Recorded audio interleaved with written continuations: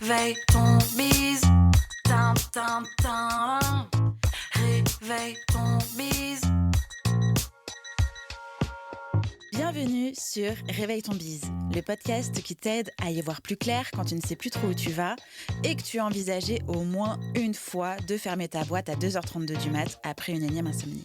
Moi, c'est Justine Arma, je suis entrepreneur depuis 2018. Mon job, t'aider à traverser les creux, retrouver de la clarté et redonner du sens à ton activité avec plus de kiff et évidemment moins de pression. Parce que oui, persévérer, ça peut aussi rimer avec envie de bosser moins. Alors si aujourd'hui t'as autant d'entrain que le mec de ta meilleure amie traîner à un karaoké un soir de pluie, alors t'es au bon endroit. Prends un café, un carnet et bonne écoute.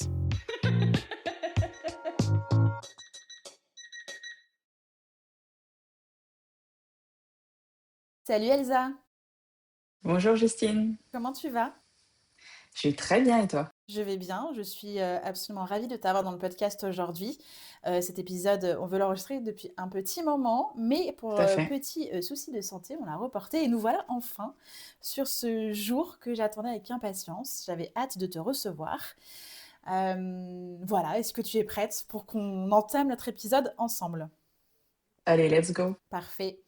Comme prévu, j'ai fait une petite introduction. C'est le moment où je te sauce un peu et évidemment je te présente. Tu auras le droit de me contredire si je me trompe, d'apporter des précisions, modifications, enfin bref. Voilà, si jamais je me trompe, je m'en excuse, tu auras le droit de me corriger. Pas de souci. Alors aujourd'hui, on va parler d'un mot qu'on a trop souvent utilisé contre soi. C'est le trop sensible, les filles trop émotives ou encore trop intense. Et si en réalité le problème n'était pas la sensibilité, mais le regard que l'on porte dessus. Et c'est justement pour ça que tu es dans le podcast aujourd'hui, Elsa. Tu es coach sophrologue certifiée, autrice et la voix derrière le podcast Un chemin vers soi. Tu viens de publier un livre qui porte un message fort et j'ai envie de dire qui est pratiquement, presque ou totalement libérateur, hypersensible, pas fragile.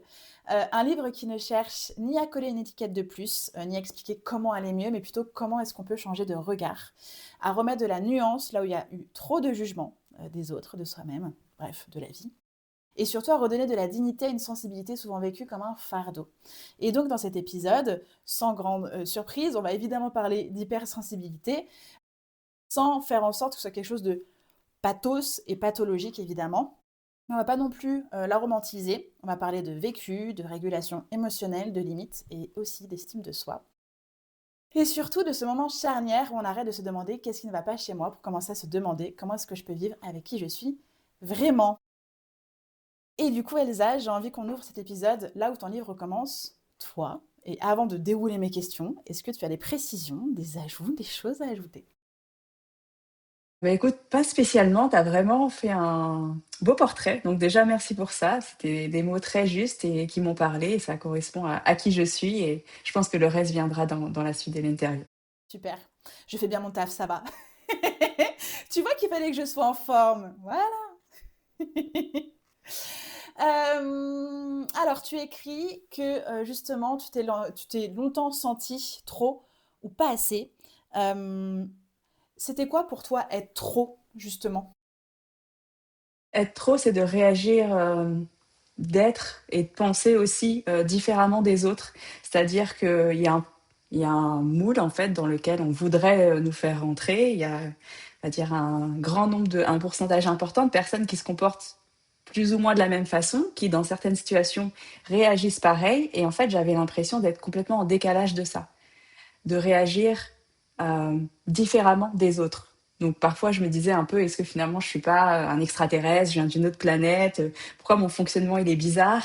Et pour donner un exemple précis, quand j'étais plus jeune, il y avait des choses qui pouvaient me toucher, m'atteindre, mais je le ressentais en fait physiquement dans mon corps. Je pouvais avoir un pincement que je ressentais physiquement au cœur et j'avais l'impression que les gens ils vivaient pas ça, que quand ils étaient touchés, tristes ou autres, oui, il pouvait y avoir des larmes qui arrivaient, mais c'est tout. Et moi, ça m'habitait en fait de tout mon être. C'était vraiment très puissant et je sentais vraiment ce décalage avec les autres. Et je me disais, mais moi, je suis trop, je suis plus que les autres. Je devrais pas en fait.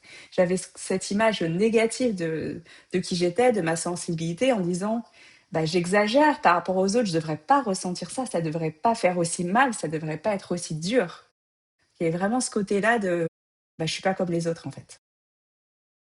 Est-ce que c'est à ce moment-là que tu as commencé à avoir un peu cette notion de devoir porter un masque ou du sentiment, et tu viens de le dire, je suis pas comme les autres, mais d'être vraiment différente d'un point de vue négatif et d'avoir toi-même commencé à cultiver un rejet de toi, de qui tu es réellement. Oui, effectivement, parce que du coup, je me reconnaissais pas dans les autres, j'avais l'impression de pas être finalement adaptée au monde dans lequel j'étais, à la société dans laquelle j'étais. Et je me suis dit: «Bah, pour être heureuse, finalement, il faut que j'essaye de changer qui je suis, d'essayer de rentrer dans ce fameux moule, hein, de faire comme les autres, de suivre le rang et du coup, porter plein de masques pour ne pas montrer qui j'étais à l'intérieur. Et je me suis vraiment barricadée pour justement éviter de montrer cette sensibilité que j'avais, qui pouvait être perçue, enfin qui était perçue bien souvent comme trop, qui pouvait me mettre à l'écart. Je me suis dit, bah, je vais pas montrer qu'elle existe, je vais essayer d'être comme les autres. Alors, je vais pas dire complètement insensible non plus, parce que j'estime pas que la majorité des gens le soient, mais voilà, mettre des couches de protection pour pas ressentir pleinement tout ce que je pouvais ressentir. Ok.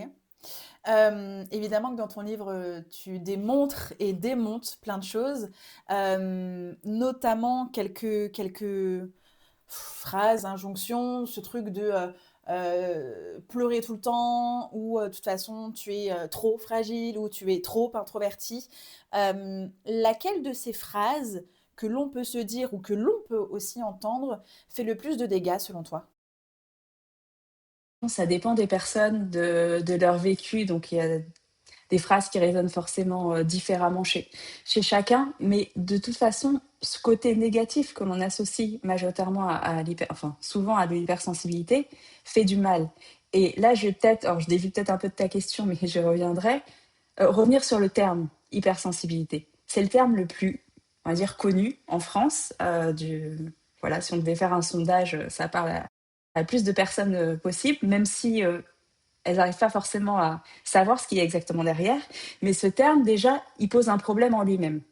Parce qu'en fait, de par sa nature, de par sa composition avec le hyper, il est négatif en fait. Il a une connotation négative qui fait que quand on s'associe à ce mot, on peut facilement se dire je suis négative ou je suis négative si on parle des hommes aussi, il y a des hommes hypersensibles bien entendu.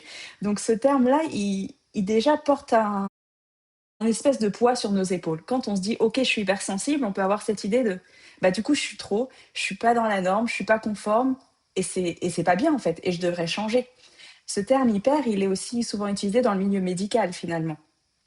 Et c'est pour ça aussi, je pense, qu'on peut parfois considérer que l'hypersensibilité, en tout cas on peut dire, même si c'est pas du tout le cas, que c'est une maladie. Parce qu'il y a cette terminologie qui est dans, voilà, dans un peu le côté médical, dans le côté négatif. Et en fait, il y a une autre traduction qui est de plus en plus utilisée maintenant par les experts sur le sujet, qui est beaucoup plus juste, qui est la haute sensibilité. En utilisant ce terme, on sort finalement de ce côté jugement de valeur qu'on peut avoir et cette connotation négative qu'on peut avoir en disant t'es hypersensible. Donc juste le fait de changer de terminologie, ça aide, je pense, à déjà enlever ce poids qu'on peut avoir. Et ça vient enfin c'est une mauvaise traduction, on va dire, du terme d'Hélène Aron, qui a été voilà traduit en hypersensibilité, les high sensitive persons. Mais c'est pas le plus juste. Donc déjà, ce terme-là, je pense qu'il fait déjà beaucoup de mal. Et passer sur un autre terme, ça peut aider déjà à voilà, relâcher un peu la pression et se dire ok, je suis comme ça, c'est un trait de caractère, je peux pas l'enlever, c'est pas une maladie, c'est pas négatif, et je peux être pour autant heureuse et heureux avec cette sensibilité. Pour revenir un peu plus sur ta question, sur les phrases du coup qui peuvent faire du mal au-delà du terme en soi, pour moi elles font toutes du mal parce qu'en fait elles renient notre sensibilité, qui on est, ce qu'on ressent. C'est comme si ça n'avait pas de valeur finalement. Comme si, voilà, on ressentait une émotion forte et on nous disait, je prends cette phrase-là parce que souvent on me l'a répétée et mon compagnon me la répète encore par moments, c'est arrête de pleurer ou pleure pas, pleure pas. Mais pourquoi en fait? Pourquoi on a décidé qu'à un moment donné, on n'avait pas le droit de pleurer? Si on ressent cette émotion, elle est là. Déjà, elle n'est pas là pour rien. Elle est là pour nous dire des choses. Mais elle est là, c'est elle est valable parce qu'on la ressent. Et quand on nous dit: «Fais pas ci, fais pas ça, pleure pas, sois plus forte, endurcis-toi» et cetera, on nous dit, en fait: «La manière dont tu es, c'est pas acceptable» et on peut pas s'aimer en pensant ça, en fait. Donc toutes ces phrases, elles font du mal parce qu'elles nous incitent à nous rejeter tels que l'on est et à considérer que ce qu'on est et ce qu'on ressent, bah, c'est pas acceptable et c'est pas aimable et c'est tellement faux. Entièrement d'accord avec toi et notamment, du coup, tu as squeezé une de mes questions sur la connotation de hypersensible, mais parfait, merci. Tu connais bien ton taf, c'est merveilleux. C'est vrai que quand on dit hypersensible, on entend un peu cette voix de: «De toute façon, tu hypersensible toi encore». Tu vois? Ce truc, «De toute façon, c'est encore une excuse à 2 balles, t'es juste une chouineuse. Allez, mets-toi dans un coin si tu veux pleurer, de toute façon, c'est encore des pleurs de plus». Moi, en tout cas, ce mot hypersensible, c'est ce qui me fait penser et vraiment ce truc, ces connotations archi négatives et c'est vrai que quand tu en as parlé dans le livre et comme tu viens de le dire aussi, le que certains préfèrent aussi dire haute sensibilité ou, oui, enfin, comment est-ce qu'on le met dans une phrase? Je suis haute sensible? Hautement sensible, Hautement une sensible, personne OK. à sensibilité élevée, il y a plusieurs, Bah, façons tu de le vois, c'est dire. parfait et je trouve que c'est valorisant en plus. C'est Mmh. valorisant parce que comme tu viens de l'expliquer, les émotions qui sont présentes sont là pour dire quelque chose, elles ont un sens et elles existent. Donc, il faut les écouter et les valoriser. C'est que c'est important, c'est que quelque chose s'exprime quelque part. Donc, ça, enfin, je trouve que c'est, faut les voir pour les valoriser et donc de pouvoir utiliser ce mot, c'est valorisant. Je trouve que c'est quelque chose de très valorisant et c'est pas encore un truc. De toute façon, c'est une nana, elle est hypersensible, laisse tranquille. Mais là, voilà, c'est bon, c'est insupportable. Euh, du coup, l'hypersensibilité ou la sensibilité élevée, on est avec ou on le devient par un élément déclencheur? Qu'est-ce qui se passe dans nos vies, dans nos corps? Alors là, il y a plusieurs, on va dire, théories qui s'affrontent sur ce point-là. Il y a les personnes qui pensent que, bah, on est comme ça et puis on reste comme ça. Il y a d'autres personnes qui pensent que c'est plutôt le contexte qu'on a vécu, des choses difficiles, des traumatismes qui vont, déclencher, cette hypersensibilité ou cette haute sensibilité. Moi, je pense que c'est un mélange des 2, très très clairement. Je pense qu'il y a une partie quand même, qui est finalement de comment on est, de notre ADN, voilà, qui est inscrit plus ou moins dans nos gènes. Et il y a une partie aussi qui est liée à l'environnement. Je pense que c'est un bon mélange des deux. Il y a pas mal d'études sur le sujet, hein. Donc dans quelques années, on en saura davantage, même si on sait déjà de plus en plus de choses par rapport à ça. Et même autour de moi, les personnes que j'accompagne, etc., je remarque que effectivement, quand il y a des enfants ou des parents, enfin toujours des enfants et des parents, mais les parents hypersensibles qui en sont conscients et qui ont des enfants voient souvent aussi cette sensibilité élevée chez leurs enfants. Et parfois, c'est dans l'autre sens. C'est qu'ils vont observer chez leurs enfants cette sensibilité élevée et vont se rendre compte après coup euh, bah, qu'ils le sont aussi, en fait. Donc, je pense que c'est quand même quelque chose qui est assez prégnant. Il y a d'autres experts aussi qui, voilà, qui sont d'accord qu'il y a quelque chose de l'ordre de l'inné. Et Hélène Aron aussi, enfin, elle en parle aussi dans son livre, hein, euh, qu'il y a quelque chose de l'ordre de l'inné. Mais il y a aussi, je pense que c'est aussi une part non négligeable quand même, de l'environnement. Parce que même si c'est inné finalement et qu'on est dans un environnement où cette sensibilité, elle peut s'exprimer, les choses vont pas se passer de la même manière que si on est dans un environnement où sa sensibilité ne peut pas s'exprimer. Si on essaye de la faire taire, justement, et ça va engendrer des adultes complètement différents. Dans un cas même, on peut avoir quelqu'un qui grandit dans un environnement, on va dire, sain, où les émotions sont acceptées, où voilà, tout se passe plus ou moins bien. Elle va grandir et potentiellement, elle va même pas se poser la question: «Est-ce que je suis hautement sensible?» Et elle va vivre sa vie, comme ça et peut-être à un moment donné, elle va découvrir, que oui, elle l'est et se mettre plus ou moins cette étiquette. Mais c'est pas forcément le cas. Alors que quelqu'un, qui vit dans un environnement qui est difficile avec des traumas, où sa sensibilité, elle est pas élevée, où, elle fait face à de nombreuses épreuves, bah, ça va être plus difficile pour elle. Elle va peut-être plus s'interroger, plus du coup, comprendre, cette part d'elle-même et mettre un mot dessus. Mais en soi, il y a vraiment les 2, je pense, qui entrent en ligne de compte. Et c'est hyper important, et moi, c'est ce que je dis toujours en accompagnement, le milieu dans lequel on est. Donc, c'est quelque chose à vraiment travailler pour être dans un milieu qui est sain pour soi. Parce que personne n'est heureux dans un environnement qui est pas sain, qui est Bien sûr. nocif, ça c'est sûr, qui est toxique. Mais encore plus, et c'est le fait de l'hypersensibilité, encore plus quand on a cette sensibilité élevée, parce que justement, on va être plus affecté par tout ce qu'il y a autour. Donc, entourez-vous le plus sainement possible avec des personnes qui vous font du bien, qui vous enrichissent. Évitez au maximum les personnes toxiques. Bien sûr. Tu sais, quand tu dis sensibilité élevée, moi, ça me fait penser à deux choses. Ça me fait penser à déjà, alors, le fait que ça peut être inné, mais j'ai aussi un peu ce truc de, et si on n'était pas tous déjà naturellement comme ça, et que certaines personnes l'ont cultivé parce que le terrain est le terreau, et d'autres personnes parce que l'ont carrément inhibé parce que c'est comme ça, c'est la société, c'est le rythme, c'est la vie, c'est l'éducation. Donc il y en a qui ont pu le cultiver, d'autres non. Et justement, ce terme de sensibilité élevée, ça me fait penser à presque cultiver, tu vois, où potentiellement, effectivement, ça peut déborder, on peut ne peut-être pas maîtriser ce qui arrive, on ne comprend pas, mais finalement, quand on comprend qu'on accepte et qu'on a évidemment, comme tu le dis, l'environnement pour pouvoir appréhender tout ça, le comprendre, mettre les mots, le vivre, l'observer, se laisser traverser, etc. Bah là, ça permet en fait d'élever la sensibilité. Enfin, je sais pas, moi, je trouve que ce terme est vraiment beau parce qu'il a plusieurs sens. Voilà, ça plane pour moi apparemment. Non, mais c'est vrai, je suis d'accord. Et il y a plus aussi dans ce terme-là l'idée que finalement, c'est un curseur. En fait, on a tous une sensibilité et élevée, enfin, on peut se dire par rapport à quoi, et même Bien sûr. hypersensible par rapport à quoi, trop par rapport à quoi. Donc, c'est vraiment un curseur. Et on est tous à des endroits de ce curseur qui sont différentes. Et même les personnes qu'on met, où on peut étiqueter, entre guillemets, voilà, tu es hypersensible, tu es hautement sensible, elles sont pas pareilles, elles se ressemblent pas, en fait. J'aime bien dire en fait qu'il y a autant d'hypersensibilité que d'hypersensibles. Parce que chacun va avoir justement être à un niveau sur son curseur, va avoir son vécu, son environnement, et puis d'autres choses aussi qui font sa personnalité, puisqu'en fait finalement c'est un trait de caractère. Donc il y a d'autres choses qui vont influer pour donner la personne que l'on est. Donc on est tous différents, et même si on partage des choses identiques, on a tous notre valeur et notre personnalité et qui on est en fait. Je te propose qu'on passe maintenant justement au défi des personnes qui sont hautement sensibles, hypersensibles, et de pouvoir bah, apporter des réponses sur comment y faire face globalement.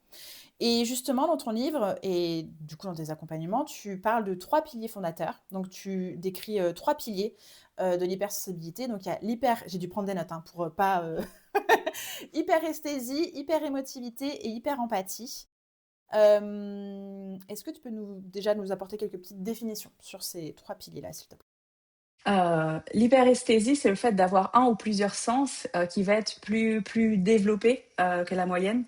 Dans ce sens-là, c'est toujours dans cette idée de curseur, c'est se dire qu'en fait, on va être plus alerte que d'autres. Si je prends par exemple sur Louis, le fait voilà, d'entendre, typiquement, on va potentiellement entendre un son plus fort que ce que d'autres personnes peuvent entendre. Comme si voilà, on augmentait ou on baissait le volume. Et du coup, on peut être plus vite dérangé par un son qui est très, très fort, par exemple. Alors, bien sûr, il y a l'idée de est-ce que ce son est choisi et subi parce que ça ne veut pas dire qu'on n'aime pas les concerts. Moi, j'adore les concerts, mais il faut que je sois dans le bon concert, sinon c'est Mmh. c'est un enfer pour moi. Donc, il y a ce côté-là qu'on a tendance voilà, à amplifier peut-être certains sons, en tout cas de notre point de vue, et du coup être plus gêné par certains bruits, par exemple. Ça peut être aussi le toucher.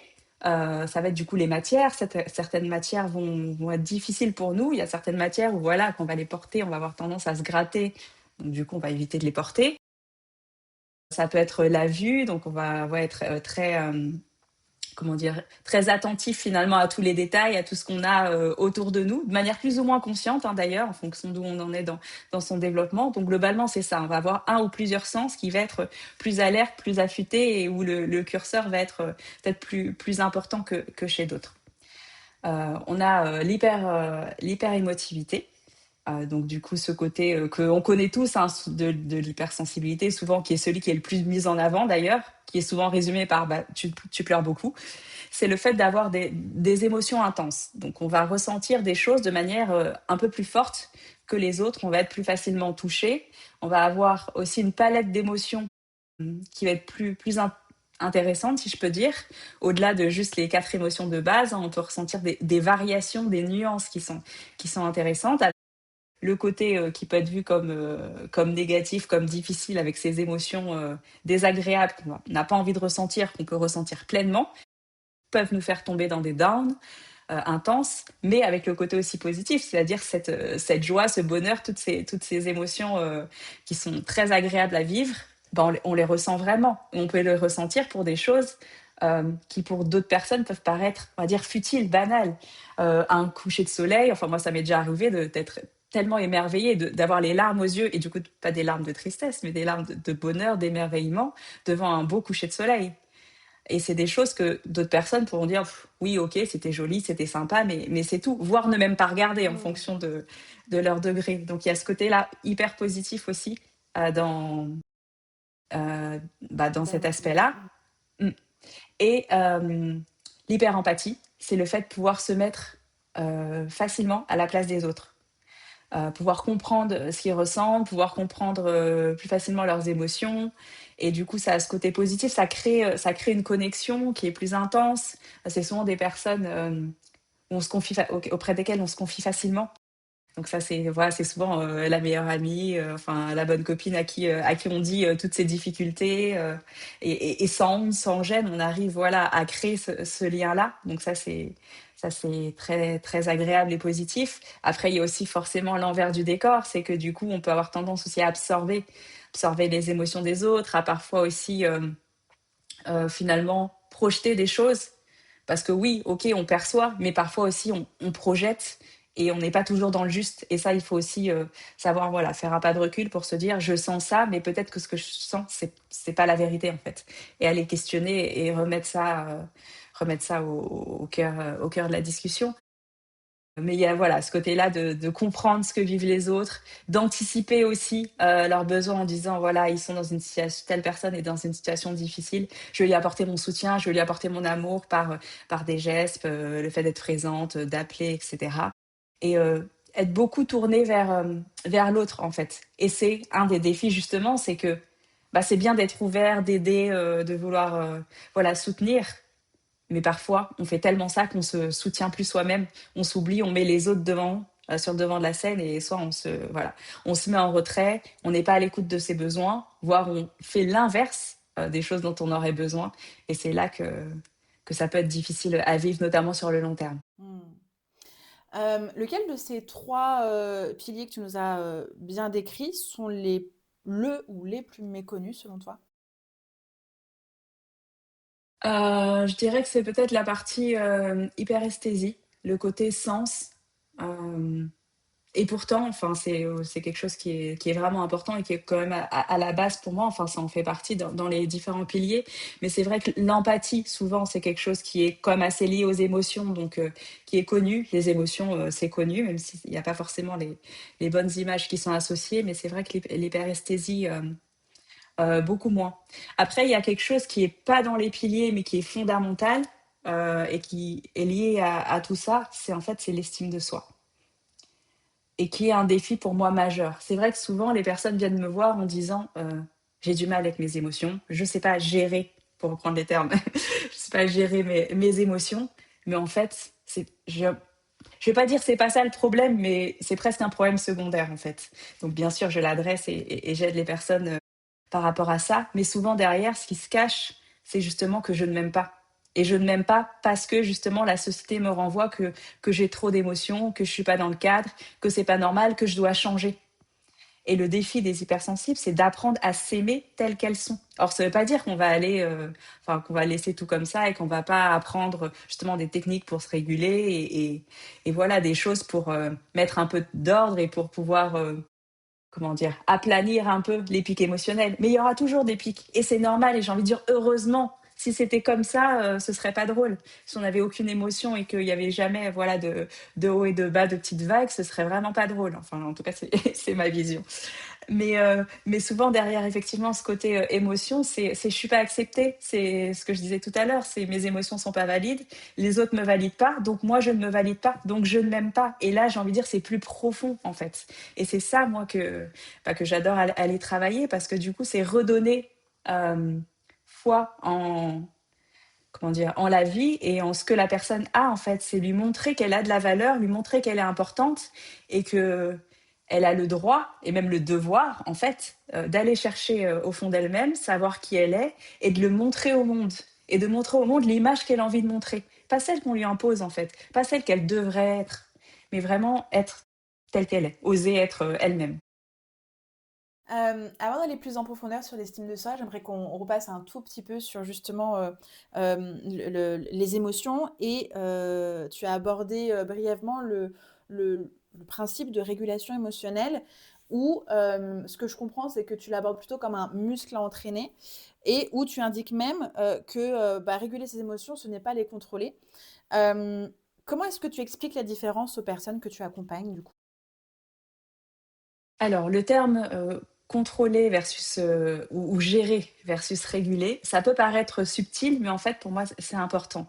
Dans l'idée, derrière contrôler, c'est quelque chose, déjà, ça sous-entend que c'est négatif, qu'il faut le contrôler, qu'il faut le gérer, que c'est pas normal, que Il c'est pas faut, naturel. il faut Oui, en plus. c'est ça. Il y a cette injonction de il faut Ouais. absolument le faire et en plus si tu le fais pas, gare à toi, on ne sait pas ce qui veut se passer mais c'est pas positif. Réguler, c'est plus doux. Ça veut dire que bah, ça peut être là, elles ont le droit d'être là ces émotions et c'est pas néfaste, mais on va juste essayer de créer un cadre pour que tout se passe bien, pour que tu sois à l'aise avec ça et que les gens autour de toi aussi le soient. Donc ce terme, il est vraiment plus doux, il n'impose pas justement d'injonction de il faut absolument faire quelque chose. Tu restes aux manettes, si je peux dire, mais tu coexistes et tu coordonnes les choses avec tes émotions. L'idée, c'est, alors ça peut paraître perché, mais même parfois de personnaliser, en fait, de personnifier l'émotion, de dire que tu parles à ton émotion. Il y a des exercices, moi ça m'arrive avec les personnes que j'accompagne, de dire, bah, ton émotion, là, tu t'en fais un personnage, tu lui donnes un nom, tu lui donnes une forme, une couleur, et tu vas lui parler, en fait, pour essayer de comprendre ce qu'elle veut te dire. Donc il y a ce côté-là de, on est ensemble, il y a l'émotion, il y a moi.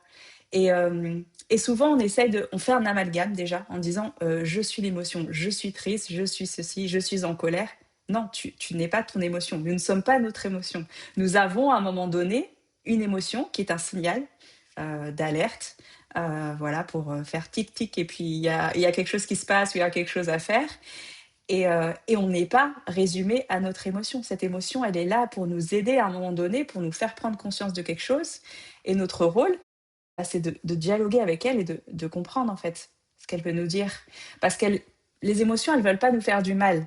Elles sont là pour voilà, nous délivrer des messages et pour nous aider justement à nous reconnecter à nous, pour nous aider à aller sur le bon chemin, pour nous aider à nous faire du bien en fait. Elles ont toutes une visée positive. Même les émotions qu'on peut dire désagréables, la colère, la tristesse ou même la peur, en fait, toutes ces émotions-là, elles ont une visée positive. Et même si dans l'instant, elles peuvent, on va dire, nous faire du mal, elles veulent pas nous faire du mal. Elles veulent juste notre bien et nous amener, une fois qu'on aura compris le message et fait les bonnes actions, à retourner dans une émotion plus joyeuse, du coup plus agréable. Donc, ce que je comprends, c'est que notamment les émotions qu'on peut penser désagréables, voire négatives, donc la peur, la colère, la tristesse, pourraient être les émotions les moins bien comprises par les personnes à sensibilité élevée. Oui, c'est ça. Ok. C'est des émotions généralement dont on a peur. Parce que, ok, la joie, elle est amplifiée, elle est exagérée. À la limite, les autres vont nous faire un retour en disant ah, voilà, tu sautes partout, tu es contente pour une petite chose, c'est pas très grave, mais c'est généralement pas très gênant. Par contre, si je prends les trois autres émotions de base, euh, peur, tristesse, colère, c'est plus gênant en fait, parce que du coup, elles vont les vivre de manière plus intense, ces personnes-là. Et là, ça peut avoir des répercussions bah, sur leur entourage ou même elles, ça va être plus difficile à vivre. Et la difficulté, c'est justement de réussir à mettre ces émotions-là au même niveau et se dire, en fait, ok, joie, colère, c'est pas pareil pour toi, tu le ressens pas pareil, mais le mécanisme derrière finalement est le même. Il y a aussi un message dans la joie. C'est pas juste profite, Bien sûr. c'est aussi bah, comprends ce qui se passe, qui fait en sorte que tu es dans la joie, l'environnement que tu as autour, ce que tu as fait, etc., pour reproduire ça. Donc c'est plutôt agréable comme message, ok, mais ça reste un message. Et les autres émotions plus désagréables, bah, en fait, quand tu comprends qu'elles sont pas là pour te faire du mal, déjà, tu es plus à l'écoute, tu es plus attentif. Alors oui, il y a un moment où sur le coup, il y a ton corps qui réagit parce que l'émotion, elle arrive toujours dans le corps en premier, qu'on le perçoive ou pas d'ailleurs. Et du coup, ça peut, voilà, physiquement, ça peut être douloureux. Et après, on va se faire plein de nœuds au cerveau et on peut, voilà, se créer plein de scénarios catastrophes, etc. Et envenimer tout ça. Mais quand on comprend euh, qu'en fait, le but du jeu, bah, c'est juste de comprendre le message, d'écouter, comme si voilà, on se pose face à une amie et on parle. Qu'est-ce qu'il y a? Pourquoi tu ressens ça? Ok, tu as de la peur. Pourquoi tu as peur? Tu as peur de quoi? Et juste dialoguer, bah, j'ai envie de dire sereinement pour comprendre et pour comprendre en fait comment on se sent à l'intérieur de soi. Parce que ce qui se passe, c'est qu'on se coupe de tout ça. On se dit, ok, j'ai de la peur, je dois pas avoir peur, je dois pas être en colère. On essaye de planquer ça sous le tapis, de faire bonne figure, de porter son masque et on est en mode pilote automatique et on fait des choses, on fait des choix qui ne correspondent pas en fait. Et parfois on vit toute sa vie comme ça. Et quand j'ai envie de dire sur son lit de mort, c'est triste, mais on repasse le film en arrière, on se dit, mais je voulais pas faire ça, j'aurais dû faire ça, j'étais pas heureuse. C'est maintenant en fait qu'il faut être heureuse, c'est maintenant qu'il faut aller chercher tout ça. Et pour ça, bah, il faut savoir ce qu'on a à l'intérieur de soi, qu'on a à l'intérieur de son cœur. Et une manière de le faire, c'est de se reconnecter à soi, à ses émotions qui nous disent tout le temps, bah là, tu es au bon endroit, tu ressens de la joie, pour simplifier. Là, ça va pas. Là, il y a une émotion de colère. Il y a quelque chose qui est pas acceptable. Il y a une entrave à tes valeurs. Bah, c'est quoi cette valeur? Qu'est-ce que tu peux faire pour que du coup que ça, pour améliorer les choses, pour agir à ton niveau, pour que voilà cette, par exemple, émotion, cette valeur d'injustice, elle soit corrigée. Et puis, ça t'incite à agir et à faire ton petit chemin comme ça. Euh, Est-ce que tu aurais un outil parce qu'évidemment que, en étant accompagné par toi, on peut maîtriser, enfin en tout cas apprendre à réguler ses émotions, la personnifier comme tu l'as expliqué. Mais si une personne qui nous écoute vient de ou est en train de traverser une vague émotionnelle assez intense, quel est l'exercice que tu pourrais recommander de faire dans l'immédiat? Le plus simple et qui demande pas vraiment de connaissances et pas de budget, c'est de respirer. C'est basique et oui, c'est entendu partout, mais en fait, c'est utile. Et le truc, c'est que souvent, les gens se disent, OK, je sais, mais bah, je le fais pas, déjà. Donc voilà, je sais pas ce que ça donne. Ou alors, je le fais pas de la meilleure façon. Effectivement, il y a une petite astuce, si je peux dire, pour le faire bien, pour augmenter et amplifier l'impact. Parce que ce qui se passe quand on, par exemple, on est stressé et qu'on voilà, on a cette émotion qui est intense et qui nous gêne et qui, si on doit par exemple parler en public, nous empêche de parler, de livrer notre message, on nous dit OK, il faut respirer. Mais ce qui se passe, c'est qu'on a tendance à respirer par le haut du corps, en bougeant notamment voilà, les épaules. Et cette respiration-là, en fait, elle utilise que 30% de notre capacité respiratoire. OK, t'es stressé, tu vas respirer comme ça va un petit peu t'aider, mais en fait, tu peux aller un cran plus loin. Même 2 crans, j'ai envie de dire. C'est juste de faire redescendre ta respiration au niveau de ton ventre et d'avoir cette respiration ventrale qui, elle, utilise la pleine capacité respiratoire. Donc en faisant ça déjà, en prenant le temps de faire redescendre ta respiration au niveau du ventre et de respirer, sans faire des techniques cohérence cardiaque ou autres, qui aident aussi, hein, bien sûr, mais juste de la manière la plus simple possible, juste respirer avec ton ventre pendant 1 minute. Tu vas voir que ton rythme cardiaque il va s'abaisser et tu vas te sentir mieux et moins stressé.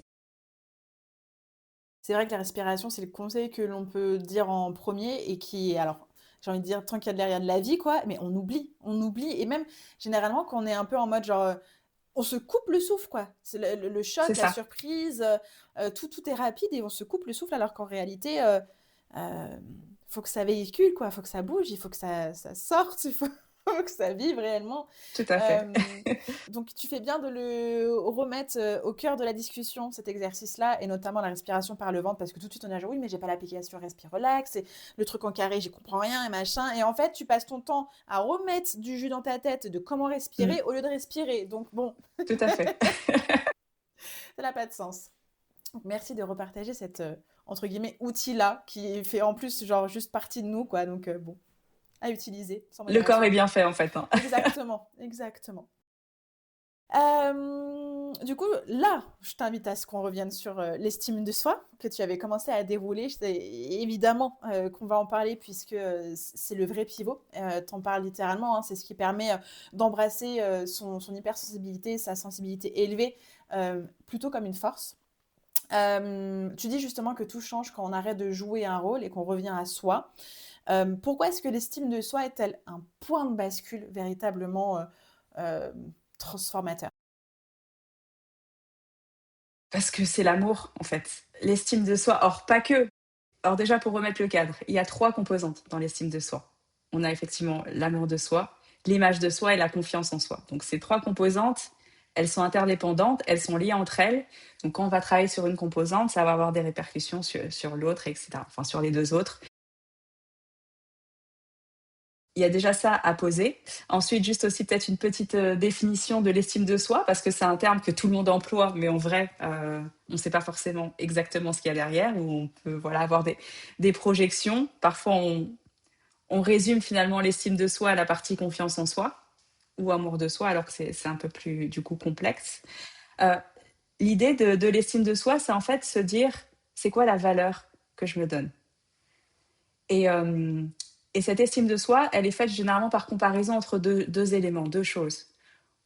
On a la personne qu'on est, qu'on a l'impression d'être, parce que parfois, voilà, il y a beaucoup de choses qu'on ne voit pas par rapport à nous-mêmes. Donc la personne qu'on est et la personne qu'on aimerait être.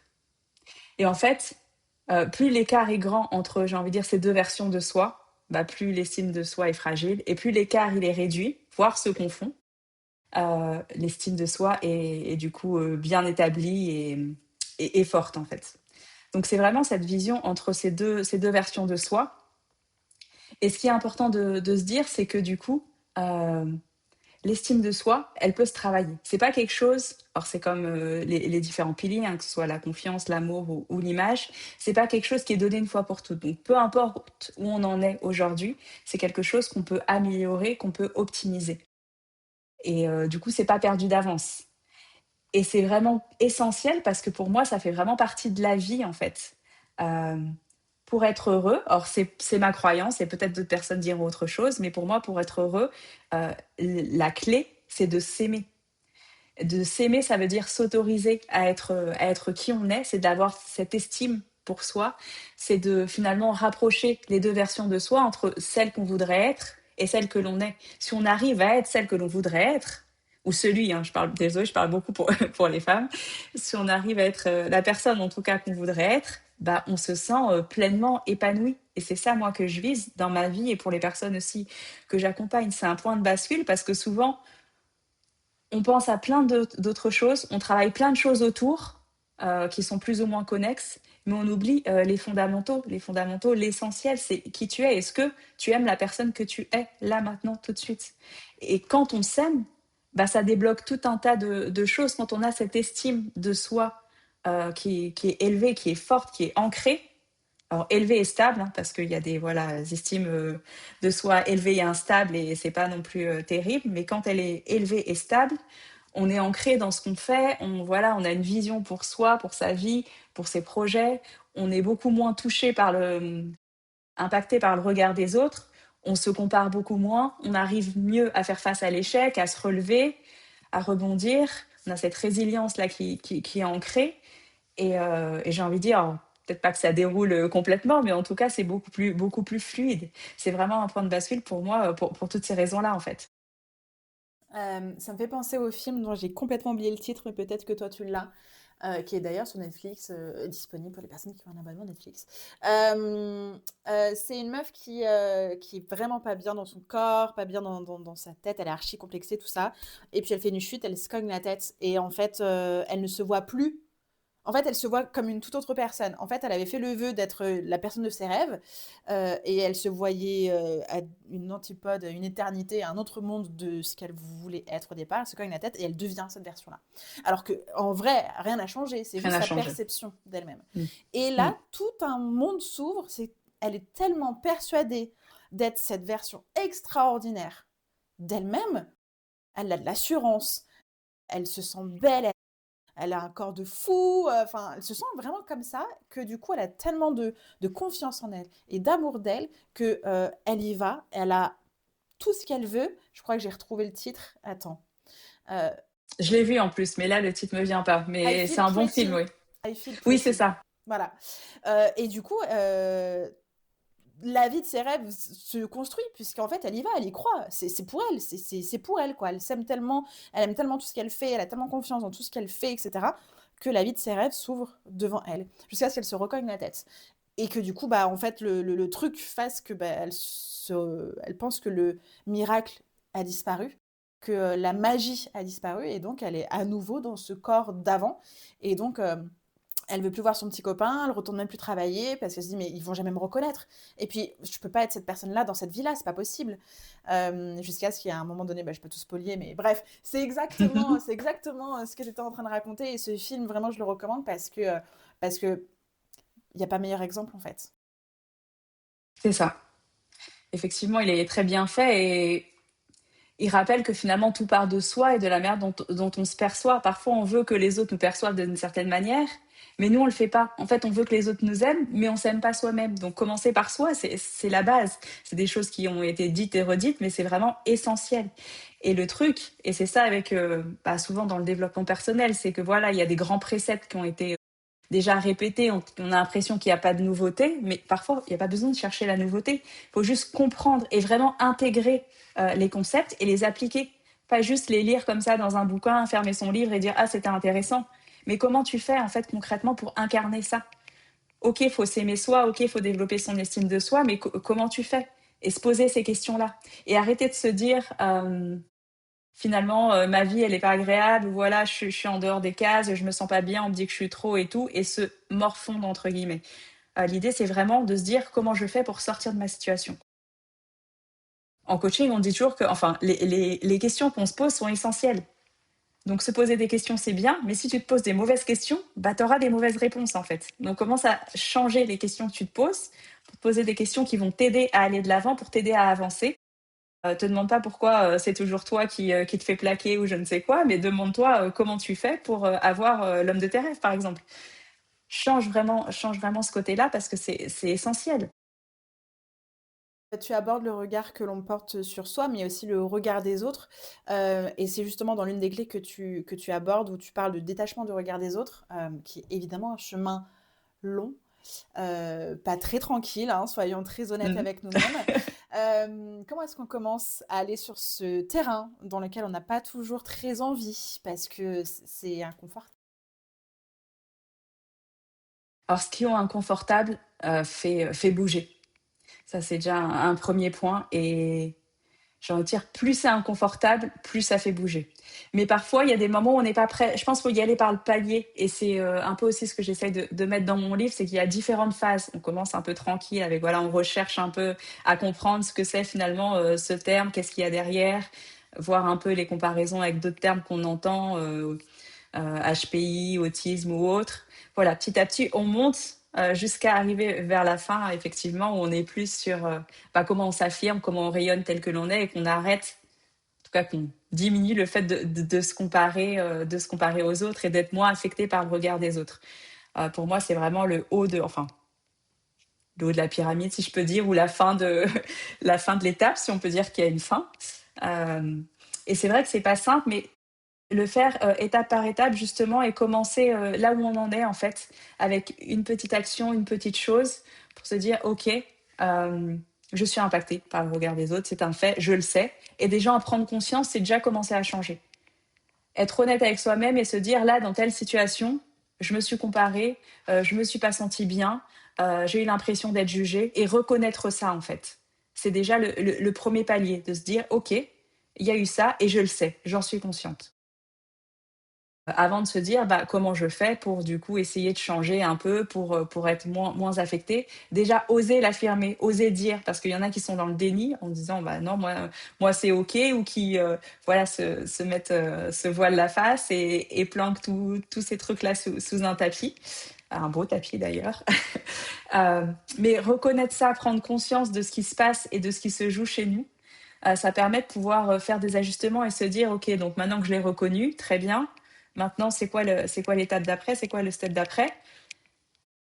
Pourquoi je ressens ça? Qu'est-ce que ça a piqué chez moi? Et souvent, si ça a piqué quelque chose chez moi, bah, c'est qu'en fait, moi, je le ressens aussi. Si les gens me disent que je suis trop et que ça m'affecte, c'est que moi, quelque part, il y a au moins une petite partie de moi qui considère que je suis trop. Donc, comment je fais pour considérer que je ne suis pas trop, en fait? Trop, bah, là, on remet en cause, trop par rapport à quoi, par rapport à qui? On peut se faire aider, hein, parce que c'est pas forcément simple, comme ça, tout seul, sur certains sujets, de changer les choses. Mais de se dire, avant d'aller dire que c'est les autres qui sont, pour caricaturer, pas gentils, qui disent du mal de moi ou autre, bah, pourquoi ça résonne autant en moi? Pourquoi ça m'impacte autant? C'est parce que je le pense. Et pourquoi je le pense? Est-ce que c'est vrai vraiment? Revenir à ça, en fait. Ce sont voilà, des premières pistes pour avancer. Justement, tu conclus ton livre en disant retourne toujours à toi et rayonne. Si tu devais incarner cette phrase, ce serait Si je devais incarner cette phrase, elle n'est pas simple ta question, non. c'est-à-dire. Si tu pouvais donner une image pour peut-être que ce soit plus compréhensible pour nos auditeurs et auditrices, de retourner toujours à soi, ça peut être flou, surtout qu'on ne l'a jamais fait. Et rayonner, qu'est-ce que ça veut dire? Donc peut-être que on pourrait imager ça pour pouvoir se l'approprier. Revenir à soi, pour moi, c'est passer par le corps. Donc du coup, en visuel, c'est une personne qui est recentrée sur soi, pas repliée, mais recentrée sur soi, avec voilà peut-être des mains sur le cœur, en fait, parce que pour moi, tout part aussi du cœur, c'est le cœur qui fait fonctionner tout.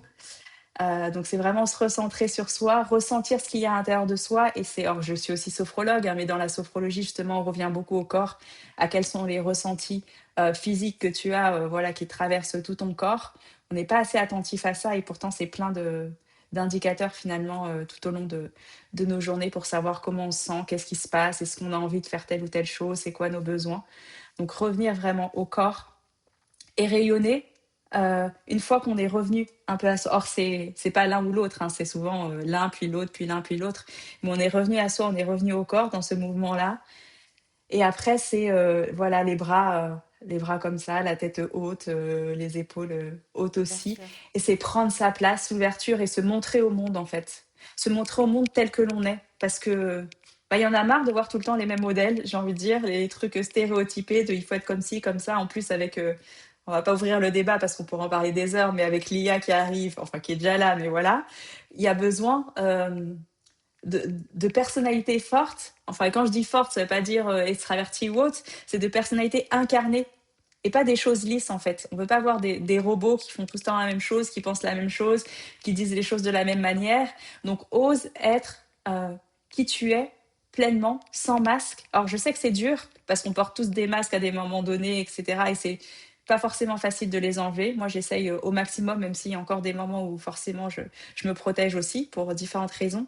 Mais au maximum, et cette ouverture-là, montre-toi au monde tel que tu es et prends ta place comme ça, en fait. Et tu verras que finalement, bah, il y a certains moments où ça va t'aider, où tu vas te sentir bien déjà. Tu vas avoir une espèce d'énergie, une espèce de flamme qui va être là, qui va brûler. Et ça va rayonner, ça va irradier les autres aussi. Dans cette idée de rayonner, pour moi, c'est pas rayonner juste pour soi. C'est qu'en fait, je dis souvent, en rayonnant, tu donnes aux autres la possibilité et le courage aussi de rayonner, de se dire, bah, en fait, c'est possible, moi, je peux faire pareil. Et, euh, et j'ai eu d'ailleurs un exemple ce matin, donc c'est voilà, ça me parle d'autant plus de l'impact qu'on peut avoir même sans le savoir. Donc quand tu vas ouvrir comme ça et rayonner, bah, plein d'autres personnes autour de toi vont rayonner et ça va faire un univers de soleil. Trop bien. Merci pour toutes ces images. Merci beaucoup. On approche tout doucement de la fin. Est-ce que tu as des choses à ajouter? Est-ce qu'on est passé à côté de quelque chose d'indispensable? Alors, on a vu pas mal de sujets. Ce sur quoi je voulais peut-être revenir, c'est cette importance qu'il y a de, de comprendre vraiment qui on est, d'aller vraiment à la découverte de soi en tant que personne hypersensible et en tant que personne tout court, d'aller travailler sur ce qui est important pour nous, sur nos valeurs, sur nos besoins, sur nos forces, sur nos fragilités aussi. C'est important de mettre le doigt dessus. Et ne pas voir finalement cette exploration et le fait de se demander si on est hypersensible ou pas et de se mettre cette étiquette-là, de ne pas voir justement comme je me mets une étiquette, finalement. Et de ne pas voir le côté négatif qu'on a quand on dit ça souvent en se disant c'est une étiquette de plus. Finalement, c'est une étiquette qui peut permettre, alors si on utilise ce terme, qui peut permettre de te reconnecter à toi. Mais ça ne veut pas dire que tu n'es que ça, en fait. Et c'est ça qui est important de ressouligner, c'est que c'est un mot, ok, qui peut-être te définit. D'ailleurs, choisis les mots que tu veux entre haute sensibilité, hypersensibilité, personne hautement sensible. Il y a plein de façons de le dire. Ultrasensibilité aussi, qui est utilisée de plus en plus. Et approprie-toi ça, parce qu'il y a autant d'hypersensibilité, d'ultrasensible que de personnes, en fait. Et ce qui compte, c'est toi derrière ce mot. C'est qui tu es. Et va à la rencontre de cette personne-là. Elle t'attend. Waouh. Merci pour cet ajout. Où est-ce qu'on peut te retrouver, Elsa? Alors, sur Instagram, sur mon Instagram, Oser Rayonne, qui est le nom de mon entreprise. Et comme tu l'as dit très justement, j'ai un podcast aussi qui s'appelle Un chemin vers soi, qui est disponible sur toutes les plateformes d'écoute. Et puis, bien entendu, vous pouvez, alors je me permets de le montrer, vous pouvez vous procurer aussi mon livre Hypersensible, pas fragile, disponible sur Amazon. Super. Tout le meilleur de tes liens seront en description de cet épisode, bien évidemment. Je crois que si on devait retenir une seule chose de cet échange, je pense que tu es d'accord avec moi pour que on puisse dire que l'hypersensibilité n'est pas du tout un problème à régler, mais plutôt une information à écouter. C'est ce que tu partages dans le livre, c'est ce que tu viens de partager en long, large, en travers pendant cet épisode de podcast. Donc, je pense que tu es d'accord avec moi que c'est vraiment la seule chose qu'on aimerait que nos auditeurs et auditrices retiennent aujourd'hui de cet échange. Et surtout que il n'y a pas de méthode miracle en soi, c'est un chemin et c'est un retour à soi, comme tu l'as si bien expliqué. C'est un apprentissage qui demande un peu de patience. Et je crois que le jeu en vaut la chandelle puisque ça permet d'arrêter de se trahir, de se suradapter et aussi de se forcer à se durcir. Que être hypersensible, ce n'est pas être fragile, c'est ressentir plus finement, percevoir plus subtilement également et apprendre avec le temps à se respecter à la hauteur de cette intensité. Est-ce que tu aimerais rajouter autre chose? Tu as tellement bien conclu que je ne sais pas si j'ai une phrase supplémentaire à dire. J'ai envie de te dire merci pour conclure, en fait, pour cet échange, pour la pertinence de tes questions, que j'ai découvert en live d'ailleurs. Et merci beaucoup pour ta sensibilité aussi que moi je perçois. Merci beaucoup Elsa et évidemment pour toutes les personnes qui ont été touchées et qui ont senti quelque chose de juste dans ce qu'on a partagé aujourd'hui. Allez voir Elsa sur internet, les réseaux sociaux, procurez-vous son livre bien évidemment. Écrivez-nous un message, Apple Podcast, Insta, email, Pigeon Voyageur, pas recommandé mais possible également. Et puis à très vite dans le prochain épisode. Merci Elsa. Avec plaisir. Bye.